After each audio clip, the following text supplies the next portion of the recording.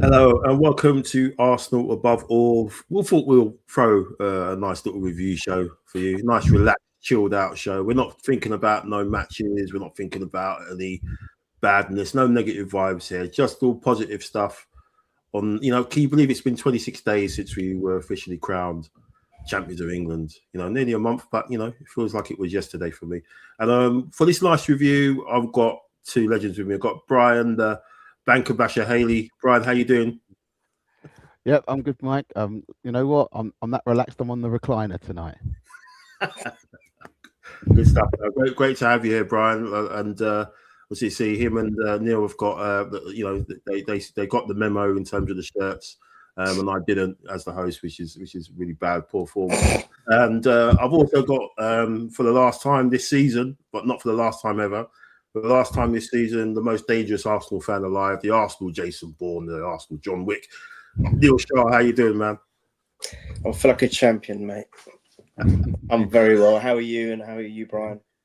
Champions? Very good, Neil. Very good. Yeah. Good. Feel like a champ. Every morning you wake up. Yeah. You just want to parade down the street, holding the trophy aloft, wearing the crown in your head, doing that little strut, Yeah, it's good, isn't it?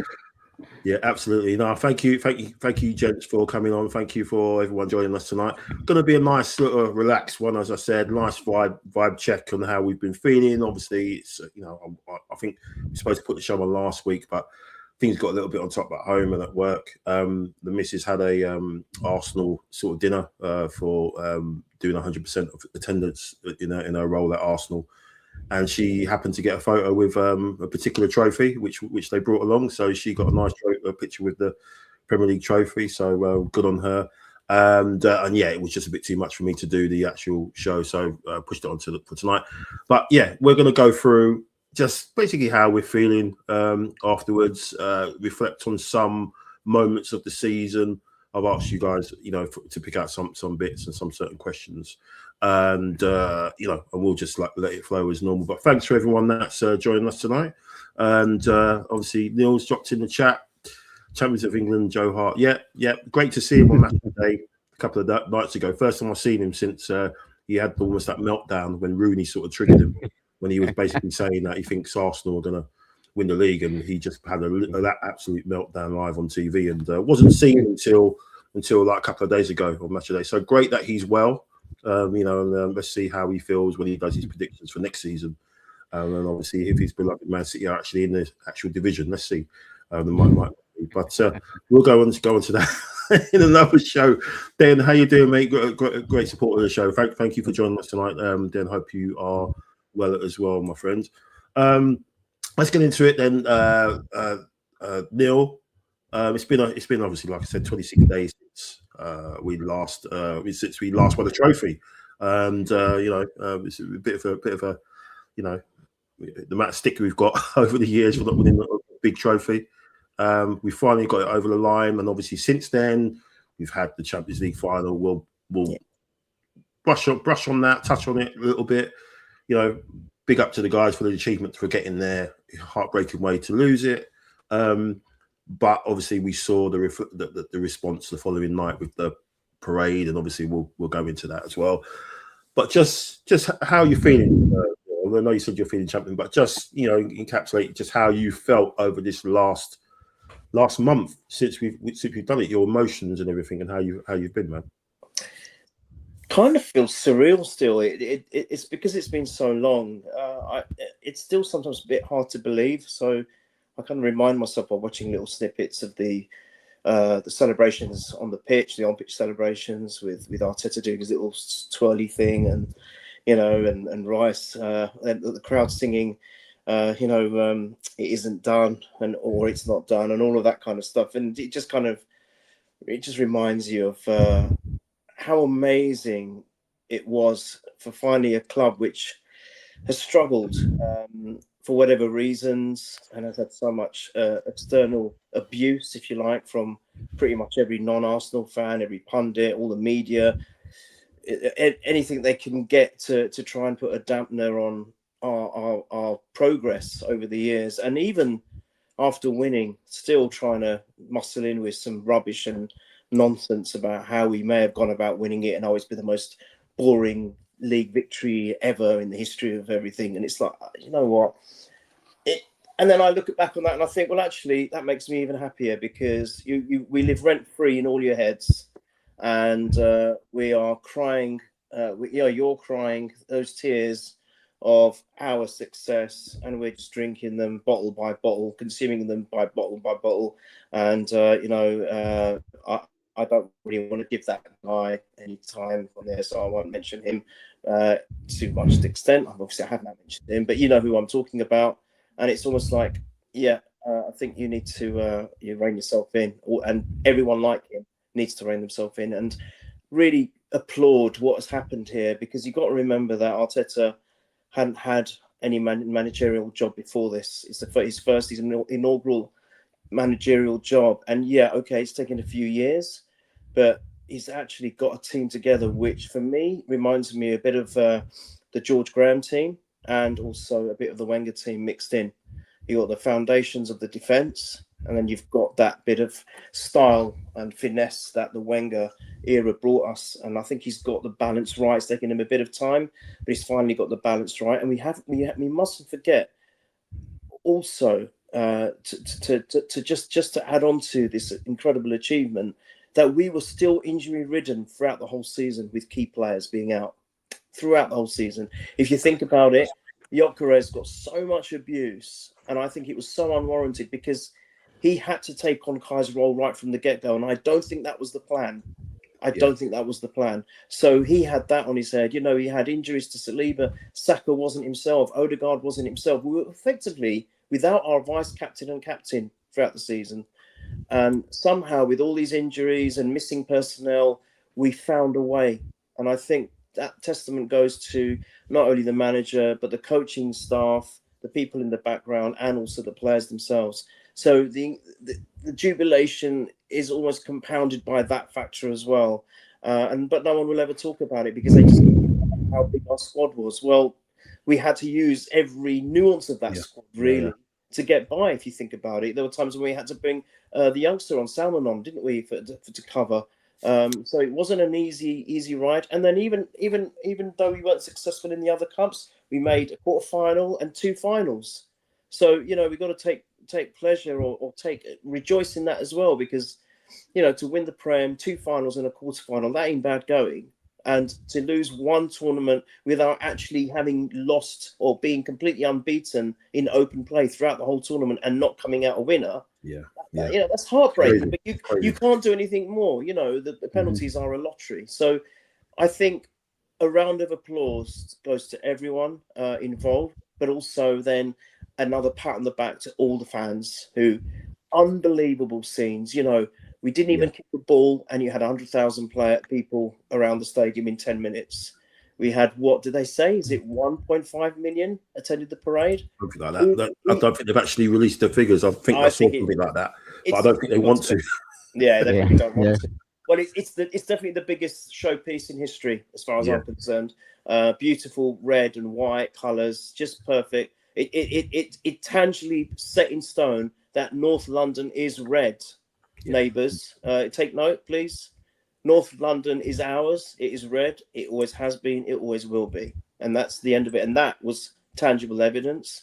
And also, if you think about it, even the day at Palace, where before the parade, but even the scenes around the stadium at Sellers Park, it's we are massive. We are a massive footballing club, and I got nothing.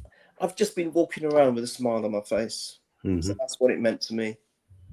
Yeah, exactly the same. Exactly the same. It's funny, obviously the World Cup's on at the moment, and you're watching the Arsenal players, and you kind of look at it, pointing the screen, saying, he's won the Premier League. He just won the Premier League. He's won the Premier League. He's a champion. He won the Premier League. Do you know what I mean? I was watching, watching Nketiah last night, thinking, okay, first of all, seen him since obviously the Champions League final, but. No, he's won the Premier League, mate. So he's got that. They've all got that, and it's great to see him. And I know they're all kind of having some difficult, not difficult, but some are having different fortunes than others. Obviously, Gyökeres scored, had a good performance the other night as well, which was good for him. But Kai, Havertz as well. You just want them obviously to come back. Not really fussed about what happens during the World Cup. I'm not as plugged into it as I have been in the past because of what you've just said, Neil. But just going to you as well, Bri, in terms of how you've been feeling over the last couple of weeks, and touching on like what Neil said about narratives. The narratives around us. Let's get it right. Every pundit, who's been spewing hate about us, every rival fan that's been spewing hate, they would, if you asked them would you want our season compared to theirs, they would all snap your hand off, like no one's business. Even though City have won their 2 cups, they would want to have won the league, and they want to have got to a Champions League final and been a penalty kick away from winning it. So what's your thoughts just on obviously like the season and how you're feeling and just the narratives? I mean, for me, the key thing is that Arteta beat Pep. He actually beat him before he exited. It's the first time he's lost in the actual genuine title race in this country. Every title race he's been in, he's won. Obviously Liverpool won the title, but that was before COVID. I think they needed like a win or 2 wins to win the league. In any genuine title race that he's been in, it's the first one that he's lost. So how do you feel that will help him go forward, Arteta go forward, and just how you've been feeling over this last couple of weeks, bro? Well, I think there's 3 things for me. On the back end of particularly what Neil said, it is surreal. I think this is the season for me. I was probably at my most calmest because I've seen over the last 2 or 3 seasons the way things have generally panned out. But when we look at the very beginning of the season and what we brought in, the players that we brought in, I actually felt very calm. I actually felt very, very calm. The other part has been vindicated. I think the vindication was there with regarding to the second place finishes, the improvement of the squad to get us over the line. Third thing, London is red. Let's just get it right. London is red. Yeah. We have won the most league titles out of any London club. Okay. Domestically, doesn't matter about Champions Leagues and stuff like that. You can keep your Champions Leagues and stuff like that, but when it comes to domestic football, London is red. Okay, we've won the most league titles than any London club at the end of the day. So let's get that straight. So you know, when it comes to what you know, media pundits and so on, that's the narrative that they should be looking at. The end of the day, how successful that we are generally domestically, you know, and we are, you know, when it comes down to it. And I think that's, you know, part of people's issues as well. I think, again, our history as well does it. You know, that unbeaten season, 49 games as well, sticks in people's throats still till now.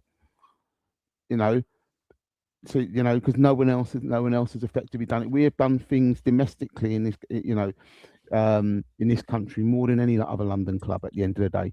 So that's where the problems people have the narratives with at this moment. I think with the Pep situation, look, we kind of noticed it from last season with City. I'm not saying that it was necessarily going backwards, but it was a change for them. It was the greatest opportunity for us because we made use of the fact of going into a transfer market and picking out quality, and the opportunity to do that. Sport, you know, a big shout must go out to Berta at the end of the day, because I think he saw the opportunities, he saw what was lacking, and basically said to the Cronkies, "This is what we're going to need," and this is what he said to Arteta: "This is what we're going to need if we really want to get across the line. This is what we're ultimately going to need." And you know, subsequently, you know, as Neil quite rightly said, the squad, the whole squad played a part, and that was what we were asking for, and we've asked for seasons gone by as well, that we have a squad that will all play a part in us actually us getting over a line, and they did. Now, yeah, I think for as I said, for the City situation, look, we've now got the opportunity now of having our own little legacy. You know, and it's quite funny. I'm kind of looking at the transfer window more than I'm looking at the World Cup at the moment. Yeah, that's the thing that's exciting me at the moment. Yeah, that's definitely something that I think it excites a lot of Arsenal fans, especially obviously myself. You know, I'm going to probably do a show next week just talking about it. You know, hopefully, I mean, the window's open today. I know that there's been things happening behind the scenes, but you know, it does look like it's going to be another big window from some of the stuff that's been coming out. I think you only got to look at what Liverpool did last season to try and think that, okay, we can see they won and they kind of strengthened in an area that probably people thought that, okay, but you need to strengthen in other areas, and they didn't really do that, and it seems and it bit them on the backside. So you kind of hope that we've learned from that, and we won't go crazy, but we'll get, you know, quality, you know, up the levels of it, you know, raise the level, I should say. Because I think from what you've both said, absolutely, it's been a fantastic achievement from the guys. But I think, in a way, however painful it was, what happened in Budapest kind of keeps the hunger there, I think, a little bit. Because I think I've had a chat with you, Neil, in regards to, you know, if we win, I think if we win the league, I almost think the players will kind of go, you know, we finally got over the line.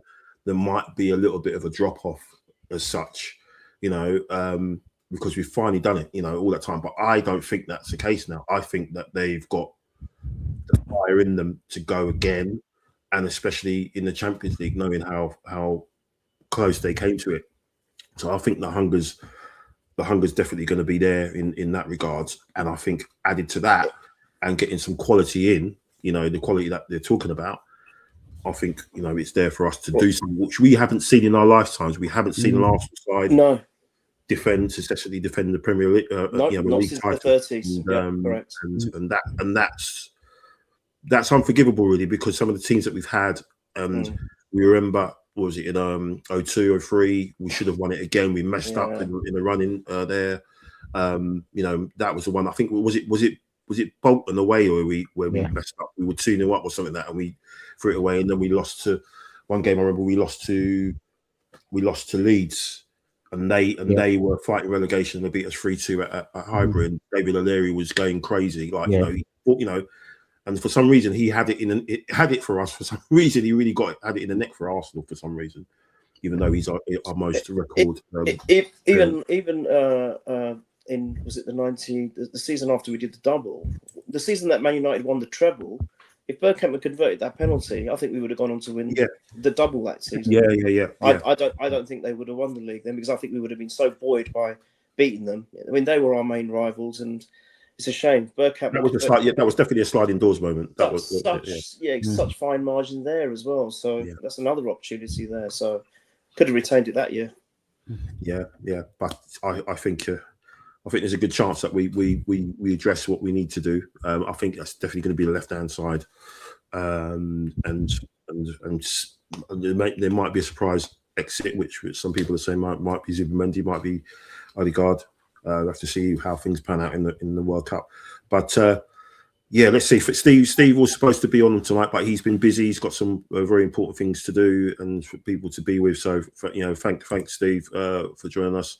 And he says, sorry, couldn't make it, but we are Premier League champions, of course. Absolutely. So let's get into some of the questions I had for you, I posed for you guys. And Neil, I'll come to you first. And it was kind of a bit, not the usual kind of questions, just something slightly left field, slightly different.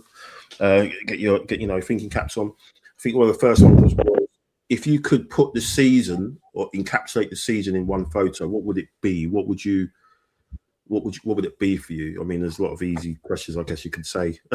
Probably the way in the background, but what would you say? Was there a moment in the season that kind of summed it up for you?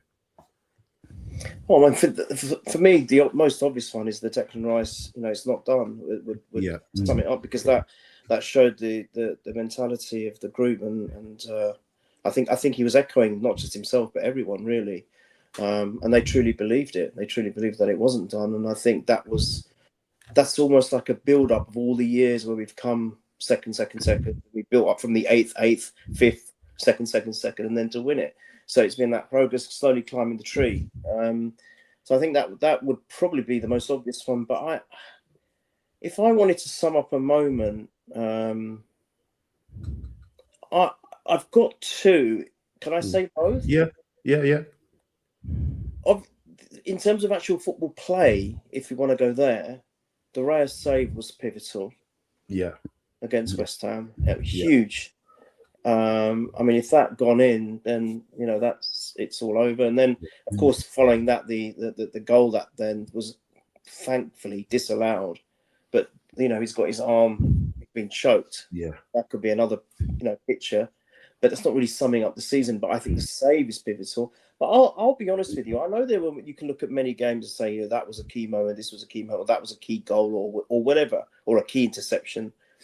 For me, I'm still going to say, and I've said it all season, the key moment for me, and the one that sums up the season, because it was against Manchester City, was that unbelievable, and I think it's not talked about enough, and I think it's an unbelievable finish and an unbelievable goal by Martinelli, which was laid out by Eze. Yeah, I think that now, if you think about it, that would have been 3 points to them, but actually they ended up having 2 points less and we gaining the point on them, which made a lot of difference towards the end. And I think as that early on, people can say, well, that's too early, but you don't understand. I know you can pick up the moments, but this was against Manchester City, who we beat to the title. So for me, and it was such an amazing goal. I really honestly think it's one of the best goals I've seen, because his first touch and then the second was just exquisite. And the goalkeeper he had to beat is he's a damn fine goalkeeper. And to chip him like that in under pressure with no time left. Yeah. And this pass has to be given a lot of credit to. The assist has to be given a massive amount of credit. But if you just see the way he notices him run, and Martin is like, coming, I'm on, lay on for me. Oh, I think that for me is the moment of the season. So Martinelli's finish. Yeah, massive, huge moment. And the other question was for you was, give me a second, let me just bring it up. Was if you could put a statue out of a situation of a moment in the season, you probably already said it. Probably David Reyes. No, David Reyes saving it. Joe Hart's That's that's good. Man. And then I can chuck Darcy and I can let the pigeons do their business on it. It'd be brilliant. It'd be great. A statue. Oh wow. Again, Rice doing the thing. I think the statue would have to be Raya's save, because I think again, as much as Martinelli's goal, I thought was a moment. I think that was another huge turning point. But you know what would actually make a better statue is Kai Havertz's leap against Burnley. Yeah. Saka's corner was exquisite. It was spot on. But that leap, my goodness me, for such a big man, he just towered over everyone else. So that would also make a fine statue. But Raya deserves credit. He has saved us so many times this season. I think he's the best goalkeeper in the world. He's got golden boot, and then golden boot outright. Raya for me. Yeah, that's good stuff. Because before I come back to your last one, I'll go to Brian. So who do you think, Brian, was the kind of main protagonist of the season? The person that had the main character energy, the kind of guy that didn't sort of take no for an answer. And I think Neil's probably touched on it as well in his answer. Well, look, I think there's two, because there's one on the pitch and one off the pitch. Actually, for me, the one is obvious on the pitch was Declan Rice. Yeah. I think the timing of what he and his emotion that came out in the City game at that time, where City was celebrating like they'd won the league and stuff like that. For him to come out and say what he did at that time was pivotal. I think was pivotal.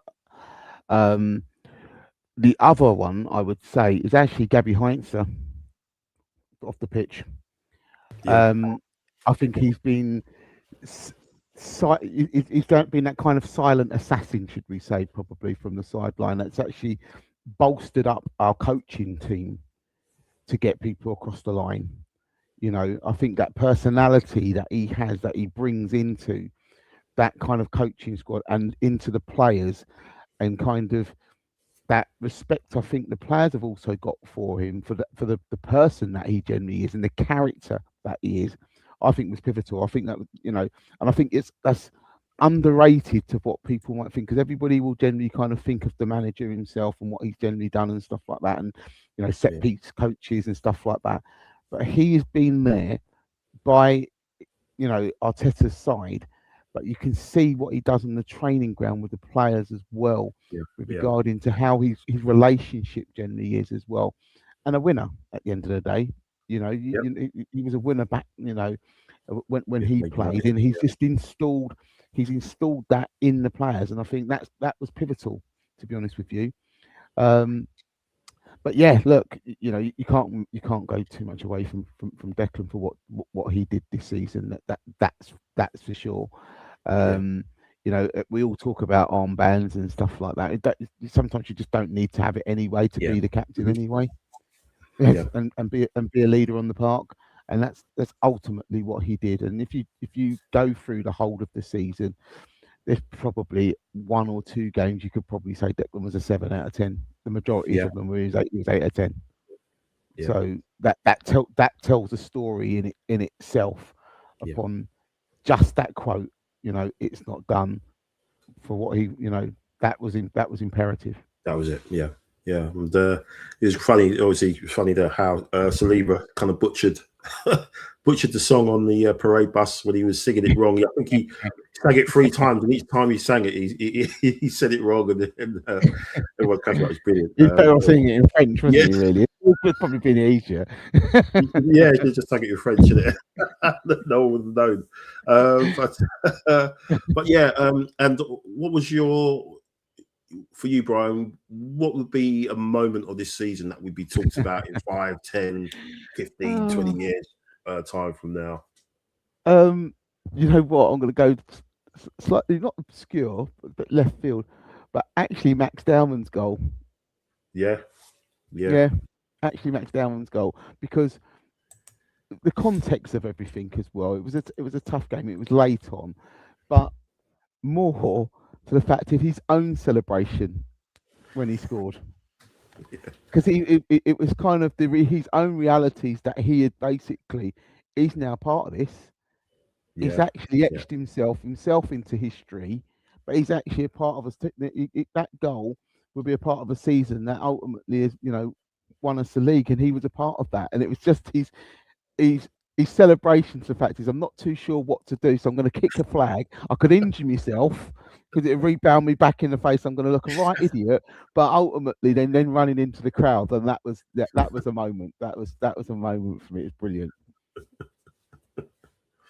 Yeah, that was a special moment, and I think that will be something that will be talked about in a long time. I think Steve's in the chat, and he's mentioned obviously something that we've mentioned before earlier. Talk about the Champions League, as it will give us a little bit of hunger. Every year since our return to competition, we've gone a step further. Give us 3 years and we'll win it. Yes, fingers crossed. Hopefully. And Steve said, I know I glazed about it was his corner to the habit. Said that, Mr. Consistency. Yeah, and even though he didn't have the greatest, his greatest season, obviously again he still comes up with numbers, doesn't he? And it's going to be interesting to see. One person I will be kind of keeping an eye on, in this World Cup is him, because I just want to make sure that he doesn't come back in an erect state, which they say he's nursing this Achilles in it, and there's a couple of players, I think Saliba as well is got issues, and there's talks of him maybe having surgery after the World Cup, which isn't great for us. But yeah, just hope. Steve said, that's a good shout. I did ask Steve a couple of questions. He probably put his answers in the chat, and that was unsung hero, cult hero, and heart attack moment. Heart attack moment, I'll take them. Heart attack moment was basically obviously the after review. That was I can't remember what my mind state was in then. I know the kids were here and everybody was here, and it was like what the hell and everything. So that was definitely the heart attack moment, thinking, oh Christ, this is it. It's all over. And thankfully, the rest is history for that. Unsung hero. That's a hard one. I think it might be. I think it might be for me. He's probably going to win the next category as well. But Hincapié, I think Hincapié's come in to do what he's done. He came in and had to play centre back, didn't he? Left side centre back for a while, and slotted in without any problems. Really, really solid. And obviously, he's done a job on the left hand side, and obviously played all the way through to the end, and then obviously in the Champions League final. So I would kind of give it to him. Mosquera was one as well. I would have given it to, but I think Hincapié. And the cult hero, I think you've kind of got to give it to Ben White. But I think maybe Hincapié might get it as well because of his, for showing his a certain body part, and also Ben White as well for singing about it on the parade bus as well. So I think it's joint. I think it's a joint award for that trophy. I think Steve will be happy with that, with his mate getting some kind of recognition this season. Neil, was there for you? Was there what was the most frustrating drop points that we've had this season? Obviously, we did drop a few, couple of gutting defeats. I remember the Villa one. That was horrible. That was absolutely devastating. Obviously, that picture with all the players on the floor. But for you, what was the one that you thought? How the hell did we drop points to that? But does it have to be a loss? It could have been just a draw. It was a draw, I think. Wolves, wasn't it? 2-0. Yeah. I think for me that was the one, because Wolves bottom of the league, and I know I'm not trying to be disrespectful to Wolves, but when you've got the top of the league team playing the bottom of the league, and one's playing to try and win the title, the other one's kind of already out of puff. I know they weren't relegated at that stage, I don't think they were relegated, but they were close to being, and they haven't really got much to fight for. I wouldn't have thought, and yet they decide to be world champions, or we just decided not to play. That was the only thing that's the only thing that I do find with opposition teams. They tend to always raise the game against us. I've always likened it to Jimmy White and snooker. He used to, anyone could beat him. He was one of my favourite players, and all of a sudden you'd get a kind of mediocre player and he would just raise his game against Jimmy White because it was Jimmy White. And I feel Arsenal are in that same mould. Whoever we play, whether it's in Europe or whether it's domestically, it doesn't matter. You know, they might have 20 losses on the trot, and then all of a sudden they're all world champions. It's like, what the hell's going on? So, but yeah, the Wolves one for me was I think I might have been at that game. It was just that it was the display. It was awful. It really was. We, you know, to let that lead go, and this is when we were talking so much about not killing games off and not taking the bull by the horns. All right, and I'll say it again. I did criticise Arteta on numerous occasions about that. I've done over the last few seasons, but to be fair to him, he found a way this season. But next season, please, can we just beat everyone 6-0? I'd like that. That'd be good. You know, next season, just get the players in. Berta. Oh, by the way, I think you know, Brian, what you said about Heinze, but I think if you would ask me who the signing of the season is, I'd say Berta. Because Berta's made so much possible this season, and I hope I know he's not the type that will stay for a long time at a club, but if we can keep him for 2 or 3 seasons, wow! I think we're going to build up, hopefully, the foundations of something which could end up being a bit of a what's that word called? Dynasty, really. Dynasty. Yeah, I think it will. So, Berta for me is a good shout, and Ben White. I just want to say. It was that at Edwards many years ago. You guys will remember. Was it when the milk bottles were being stolen? It was like the straw. There was a name for it. There was some straw. They used to show a straw or something, and it was stealing the milk bottles. It's a very, very old advert. Someone will remember. I think back in the 70s, 80s. I'll try and remember, and I'll remember the name. But it just reminded me of Ben White, the sunglass, the designer sunglass thief. You know, Gyökeres lost his glasses. Odegaard lost his glasses. So if you ever want to go to a signing, Stephen, especially if you're listening, go to a signing for your hero, Benny Blanco. Don't wear your £2,000 designer glasses. They'll go missing, mate. All right. He's a character, really. Yeah. Let's hope he recovers well. The saddest thing for me, I think, was watching the warm up of when the players were training the night before in the Champions League final, and everyone was out there, and he was the only one on in the bench. He was sitting down watching. You know, he had his leg, he had his knee in a brace, and he was just sitting down watching. And I think it was just one other Arsenal member of staff with him. I was like, oh man, you know what I mean? He's kind of been there. You know that.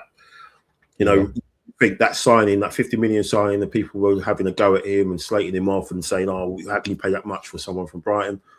That night at Brentford, on that Friday night at Brentford, when he got the mick taken out of him by Carragher and Neville, and him getting bullied, and then we get to, you know, he wins the league finally, but then he misses out on that, you know, just because, you know, just a you know, really sort of bad injury, you know, against West Ham. So yeah, felt for him. You know, rumours that he is going to be leaving.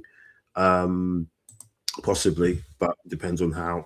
He doesn't need surgery on the knee, so I imagine he hopefully will be back maybe just end of pre-season maybe, and then we'll see what happens. But let's see. Just you know, for myself, I mean,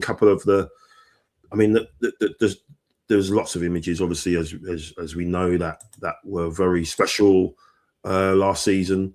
And obviously the one for me was the one when we lifted it, because I think that was something we dreamed of, you know, seeing for such a long time, and you know, I love seeing this because just your reaction on everyone's faces, and obviously, and I think the one from the parade, if I can just find it, the one I showed before, what is it? Which one was it? It was that one, wasn't it? So this one for me, that's not AI, that's not filter, that's genuine. That's the color of what it was when, you know, and the people on that roof, when you saw it live, and it just went on and on, and that's on top of Highbury Islington Station, right? And and that picture there is just unreal. That will stand the test of time. Yeah, they need to put this, you know, when they go into the Emirates. There's a couple of big pictures as the players go in to the dressing rooms. They need to blow that up, and they need to put that there, because that just encapsulates everything, that the people, that they've made those people come out there for that. They've done that, so they need to, buy into that so much, man. Because again, the numbers were insane on that parade. And just a couple more of my favorite photos before we go. Give me 2 seconds. Let me just make sure I get those ones up. So yeah, where is it? Here we are. So yeah, a couple of my favorite photos. So this one was special one for me. Really like that one. And of course, the villain. Yeah, that's the favorite. I think that's a favorite one. That should be blown up and put in the Emirates as they walk in. Yeah, I think that one should be there as well. I think not that we've got to stay humble, of course. Don't we? Steve said we wouldn't have enjoyed it as much if it was a hard-fought win. Yeah, we showed unity and strength. I bribe Sabine with a burger nil. Yeah, burger. Or just give him a whole load of sunglasses so he can just throw wherever. Throw him around London, North London, wherever he wants to. And obviously going forward, obviously we will have a transfer show hopefully next week, and if there's anything, obviously, as you said, what we need to improve and to go forward to get that step forward. What would it be? Is there anyone that you particularly like the sound of? I don't. Yeah, for me, that's always a tough one because I don't never like to name drop because I always get disappointed. So, I mean, the names have cropped up when you guys have been talking: Alvarez, Krupi, and Rogers, and players like this. That Livramento. They're all coming up and they all sound good and exciting, especially Krupi. I think for me, when was it you that showed me that video when he's practicing? When he's at his old club. Gosh. Yeah, crazy. When I saw that, it just reminded me of Ronaldinho. It really did. Yeah, his ball control is on next level. Yeah. I mean, I think he's very exciting. I think he's an Arsenal player for me. I really do like him. So, and then there's a few that I think that you guys are talking about already that whilst watching the World Cup, but. I think I'll just talk about positions if you don't mind, very, very quickly. Yeah. The first most important one, I don't think Kepa will stay. I think he wants first team football. I don't know who will have him, but I've never really been impressed with him when he's played. I've always felt nervous. Yeah, he can save penalties, which is something Ray's got to work on. If Ray's got an Achilles heel, maybe that's it. But I think we need a number 2 keeper. That's the first thing. Obviously, if Ben White is going to depart, it's going to make me very sad. But I think he deserves more playing time. He's still a decent player, in my opinion. Yeah. And if he does go, we're going to need someone else there because, look, as much as Mosquera does a good job there, I still think he's more of a central defender. And I just think Timber, he's obviously first choice. He's I think one of the best in the world in his position. But I think if he was to sustain another injury or just to give him rest, because obviously we're playing so many games, so we're going to win the quad. So we've been playing so many games. So, I think we need a right winger. So, a right back there. So number 2 keeper, right back. I think on the other side, the central defence is fine. The other side, we've got. I know Jack and James were talking about potentially Calafiori leaving. I don't want that. I love Calafiori. I think he gives us the attacking options up front. I'm actually in my gut. I've got a feeling he's not going to go. So we've got him. We've got Hincapié. Worst comes to us, MLS can still drop back there and do a job. So I don't think there's any problem. So then I think maybe an attacking midfielder potentially. I mean, you've already mentioned that. I mean, Norgard, I felt sorry for him.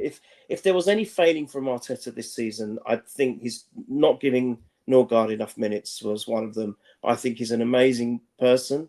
I think he's done a lot for the squad in behind the scenes. I mean, he was big enough to go and congratulate MLS, even though it effectively had taken his position in that game. That was such a lovely and classy thing to do. But I think he just deserves to play, and I think he'll go.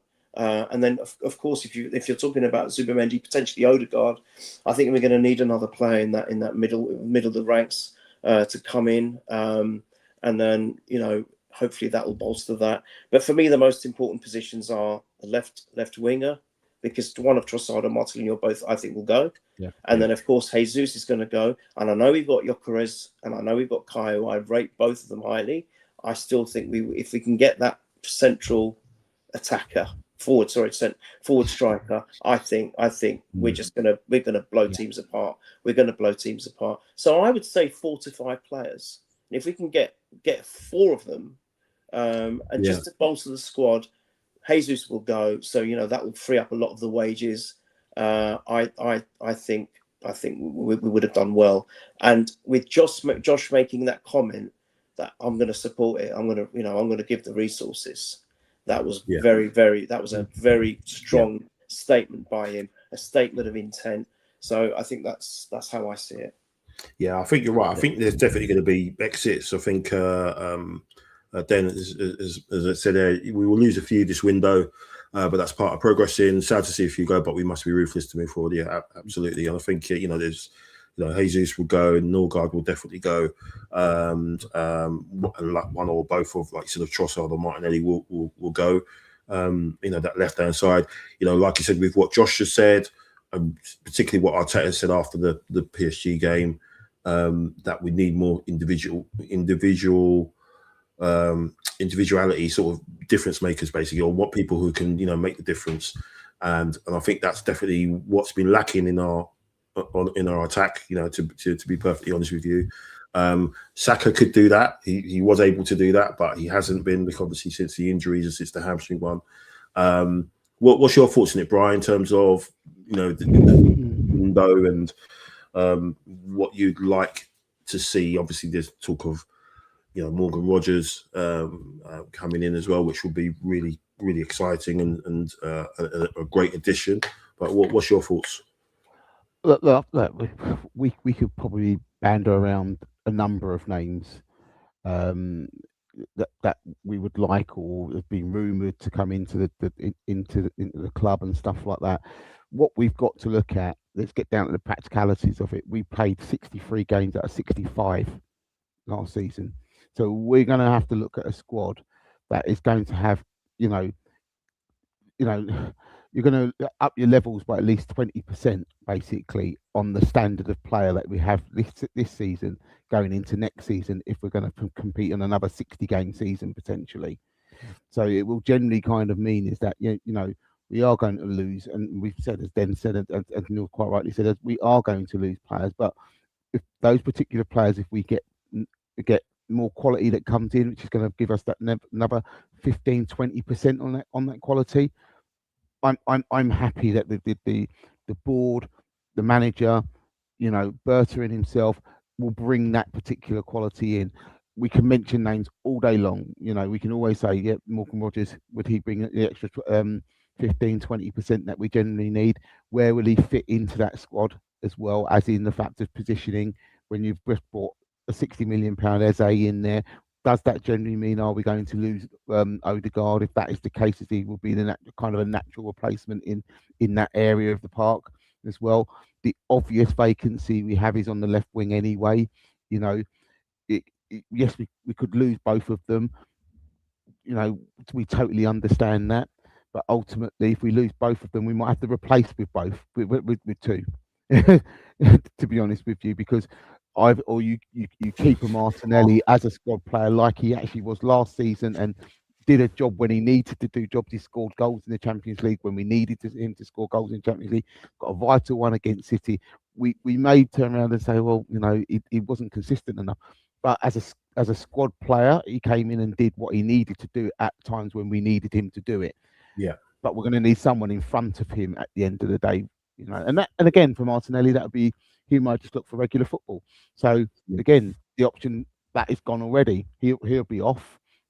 I think Trossard's situation, I think he's earned a move away at the end of the day. He's done so much for us. He's earned a 2 or 3 year contract elsewhere. To be honest with you, I think in other areas, look, I think another striker would always be great. We still got to this conundrum around Kai Havertz. For me, is still one that bugs me a little bit at the end of the day. because we're not asking him to play. We don't think he's a suitable number 9. We play him there anyway when we have to. Where else do we put him in the pitch? Is he a left 8? We don't think so. Is he a 10? Possibly. It's that situation with Kai Havertz, which I have an issue with. What we're seeing from Victor Gyökeres, he's a centre forward, out and out centre forward, scores goals. Got to have people that can provide him with that ammunition for us to get the best out of him. I think that's quite simple. People don't, may not necessarily rate him on other sides of things, but you can see he's probably one of the best, our best finisher in the club. To be honest with you, he's deadly when he's in front of goal. So we can't lose that as well. So it's kind of what that centre forward, the other centre forward, we kind of bring in. I know the Alvarez situation there as well. Again, he's slightly different as well. Not necessarily the focal point. Yeah. He probably brings more like more of a Gabriel Jesus type of striker where he can go the other way, but he can go both ways. He can flit around and stuff and link play a lot more and stuff. Whereas you got Gyökeres as your more focal point and you kind of hit him and stuff like that. And then obviously Havertz is a bit of a jumble, really, isn't he? Like in terms of how he play when he's up front. Yeah, but look, I think in and around the midfield area, again, I think we've had a bit of a luxury with that Miles has come in and played into that he played himself into that position. And I think it's Christian Norgard. Neil, you're absolutely right. How that man did not get them more minutes than he did, I really do not know in certain games, to be honest with you. I don't understand it.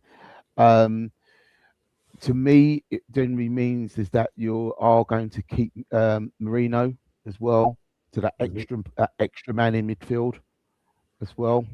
So it allows Christian Norgard to to ultimately leave the club and get either he's quit international football as well. So so look, there's as I said, I think that the actual club have just got to make sure that they get the right players in that is going to bring another 15 or 20% improvement to our performances. In as I said, in potentially it's a six. We've got to look at it now. We're potentially playing 60 games a season. Yeah. I think I'm pretty confident that after what Berta has done last season, in terms of not raising the ceiling but raising the floor as such, in terms of like what the numbers in terms of what we've got to choose from, I think definitely now is about raising the quality, and because I think we've said it. How many times have we said it last season that we've not played well? We can play so much better. We were in so many games where it was like high stakes. We had a 1-goal lead and we went 1-0 up and we tried to control it a bit, and then we kind of maybe got another one late or conceded one, and then we got into a bit of a dogfight, and then we've all said it, and I think that all came down to the attack. It just wasn't at the level of the defence just last season, and the defence won us that league. No matter how many times you look at the defence won us that league, with obviously, and it was these guys basically won us the league. Obviously, you could add Raya to that as well. To be fair, Raya should be added to that photo, but those guys were the ones. If you're adding, a couple more attackers to that, then Neil, you're right. We are going to be winning those games 5-6-0. We are going to be winning the league with 90 plus points. If we can keep the level up, but so much depends on the window and the condition of these players after this World Cup, because it's going to be so brutal for not just us, for everyone. The only team that I'm kind of concerned about is Liverpool, because they haven't got that many players at the World Cup at all. So they've kind of got a free run at the pre-season, whereas a lot of other teams, City have got the most players at the World Cup. Then it's us, I think. So you've got all those players that, depending on where they get knocked out, are going to be allowed to have additional times leave. But the fact that we're a settled team in essence, that could mean work in our favour. Obviously, depending on who we get in, especially if it's attackers, then you need them to sort of fit in and get used to the system and Arteta structures and stuff like that. So for me, Rice is the biggest worry. It really is, because he's kind of non-stop. He's worked so goddamn hard. As Brian quite rightly said, rare 7 out of 10. So all his games 8 out of 10, which means he was all over the place and he was working his socks off. So he's not only done that for us, I'm sure, and you know how he is. He's going to do the same for England if England go far. So how much rest is this man going to have? I love the way he spoke, actually. I mean, I'm not really got into the World Cup yet, but I did see that interview where he's been made vice captain, and he's like almost, well, no, everyone's a captain. It's like, I might be unofficially, but, and he's like, he's so humble with it. And I think, and that is the reason why he should be captain. Yeah. That's the whole point. I would like to see a change in the captaincy next season. I really do. I would love to see Rice or Gabriel take it now. I think they deserve it. I know you don't have to have the official title, but I think for me, I'm old school. I've always said it. I think it means a lot. And I think we need one focal player who will be the one that you go to. Doesn't matter if you've got X number of players that are all leaders on the pitch. I still think you need one sergeant major on there. And I think Rice or Gabriel fit the bill for me. So I think there has to be. I think that's another thing that I would like to see change. But whether it happens or not, I don't know. Yeah. That's going to be interesting. Scenario to see what happens if Odegaard does go, then that opens it up. But then you look at Saka's vice captain. Does he get promoted to being captain, seeing as Arteta was the one that made him vice captain? Does he then overlook him and give it to Rice, who he did say that he was kind of voted as the captain but that was when Saka and Odegaard were out still, so it wasn't like he was Saka was available to play in that situation. So it's going to be interesting. Yeah, I mean that as well, and the transfers. It's going to be really interesting to see who we get in. I think that the club, from what we've been told, is that they know exactly who they want to get in. Berta's just doing what Berta wants to do. In terms of having lots of plates spinning, and then he's just going to pull the trigger on one or two, and just keep everybody in the dark and stuff. We can sign one person, and that's Steve. He's offered his services. He said he could start to sign him. He said he's available on a free as well. He does say I'm unbearable, so I don't know whether Arteta would like that at all as well. So don't call him; he'll call you, Steve. So but yeah, we'll close there. We'll leave it there, gents.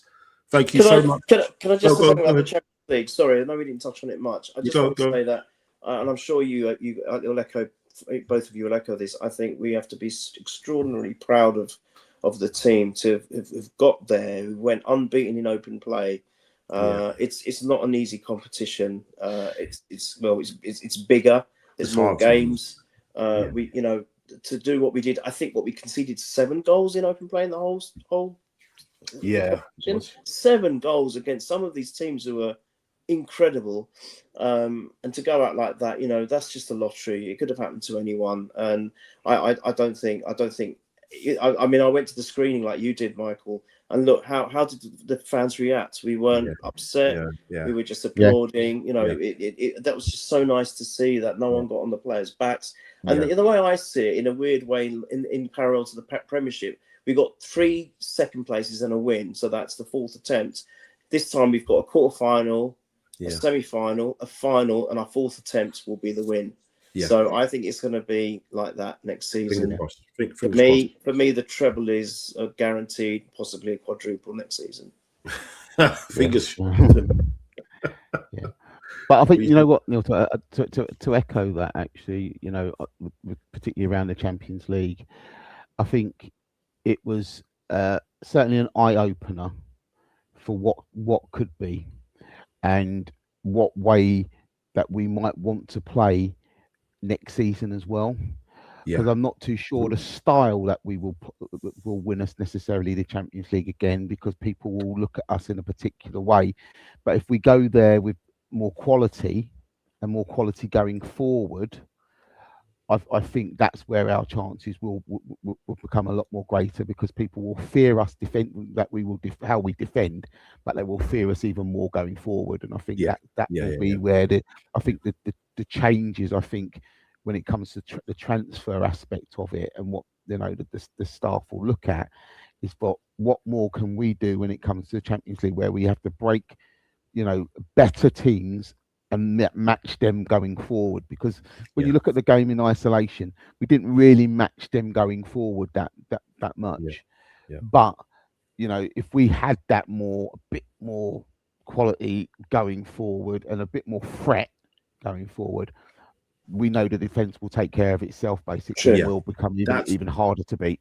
That's the key thing for me is the fact that it's all about getting the balance, getting the balance right. And the team that has that pretty much almost is PSG.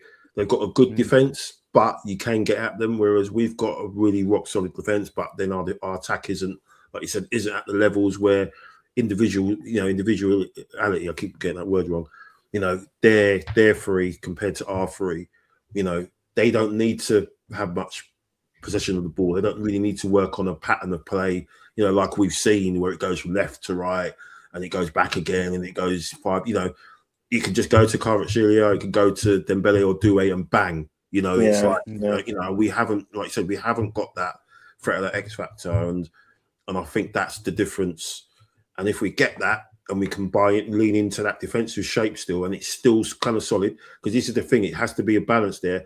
And that's why I think Rice is the key to all this, because if he's fit, then it's fine. But if he's not, there needs to be somebody that comes in who has the kind of similar attributes in terms of athleticism and be able to get around. And you saw that with Buadi last night. That's why I think that he's the one, because he can do that. Yeah, he can do that. And he can play as well. So, a bit like Rice. So I think, if Rice is there, he's the glue that sticks the defense to that elite attack if we get it, as well. And so it's exciting, because I think if we get the attacking players right, and we've still got that defensive unit we've still got Gabriel Heinze doing what he's doing. There's rumours that we're meant to be getting an attacking sort of coach, because they've seen what Heinze has done, with the defensive unit, as well as and he's worked within Arteta's structure. So you need an attacker to do the same thing. So apparently that's the rumour, that they're looking at an attacking sort of coach to come in and do the same thing. If that happens and it works, then you are looking at multiple Premier Leagues. You're looking at a double. You're looking at you know what I mean. The sky's the limit. So fingers crossed. Just also to say one more final thing, and I will shut up, I promise. The referee did not help us in that final, and that it was no. But look, it is what it is. I mean, we've had to deal with that for decades. So there's nothing new there. All we need to do, I remember Jack said it, we just outplay the teams to mitigate the rubbish that we always seem to be subject to. So that's what I think that's what Brian said. We just enhance it and we go that one step further next season. Absolutely, yeah. So before we go, let's have a look at one last picture. This was one.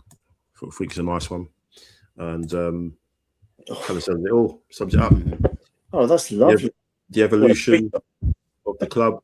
Obviously the previous years of the badge. I would like them to change the badge. Actually, I think it's just be nice for a refresh. I don't like it really. It's a bit too cartoonish. But yeah, history, the trophy's back where it should be. Beautiful. And long may it continue. And as Steve says, thank you, Steve. A great show, lads. In case anyone doesn't know, we are Premier League. Yeah. Can we also just celebrate their 17th place with that guy? Just trying to figure out who they are. Just one more time. Yeah, why not? Let's celebrate their 17th place, shall we? Sorry though. Yeah, I actually deleted that because there was too much space. Well, Neil, psych. Do you know Tottenham? What? Tottenham Hotspur? Totspur? No, no. What's that? You never heard of them? No? That's never going away, man. That's never going. I love it. That's a brilliant place to end. I love it. Yeah, and on that note, just going to say, Brian, thank you for joining us tonight. Thanks, Really mate. appreciate it. Brilliant, you've been Thanks, brilliant all season. Same as you, Neil. Really appreciate you guys taking the time out Thank you. to talk about this amazing club. Thank you, Steve. Thank you for jumping in the comments. Thank you for your input this season. Thank you for everyone that's kind of watched the show. You know, we've kind of got some good numbers this year. Really, really appreciate it. And, you know, jumping on, however long you want to jump on, fine, it's great. You know, really appreciate it. We don't take anything for granted. Everybody that's come on, you know, the cast list is long. Cornelius, Melvin, James, Dean, Callie, I think, you know, came on earlier to start the season. And I'm going to forget some names. I hate when I do it. Mac as well. Obviously, Mac, you know, he's a busy man, but when he gets the time, he likes to come on. The vlog guy, man. The vlog guy. The vlog guy, Daniel James, yeah, the guy with the golden season tickets. You know, he's done so much as well for the show with the vlogs as well. Nick, is it Nick? Nick as well. Nick Brenny, that's come on as well recently. Been great additions to the show. Obviously, Lauren as well. She's not been on much season, but Yeah, we've got to get her back. Don't know where she's is at the moment with her show and everything, but she's been great coming on.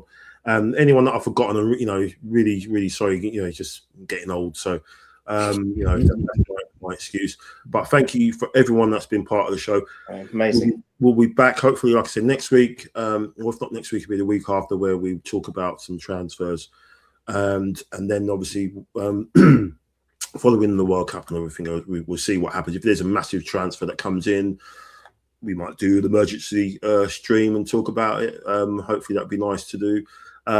But if not, you know, we'll be back, you know, the start of the season with a new intro, new gold plated. I'll say, or that's all I'll say. It'll be very lots of gold in it, and talk about obviously this amazing club and what we've done over the summer. So really appreciate it, everybody.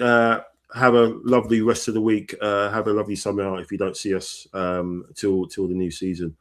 And yeah, we're Premier League champions. And this is just the beginning as well, isn't it? That's the exciting thing. This is just the beginning.